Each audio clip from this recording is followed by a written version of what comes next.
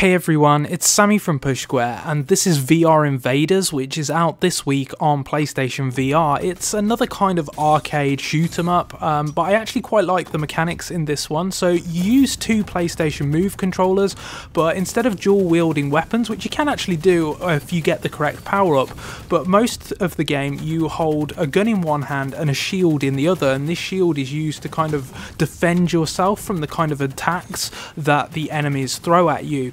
Now you can also slow down time, and we all know after Max Payne and various other games that slow down mechanics in games are really fun. It actually looks really great in PlayStation VR because you kind of slow down time, take your shots and then speed it back up and you watch everything explode around you, and that looks really fun. I quite like that mechanic in this game. There's not much to it really. There is a story mode, but you're obviously not going to get kind of the Last of Us level of narrative here. And this is just the waves-based mode that I'm showing here, which is kind of like a survival mode where you just fight off waves of enemies. There's also like a target practice thing, there are boss fights, so there's quite a little bit of meat to it, but what you're seeing here is kind of the bulk of the gameplay really.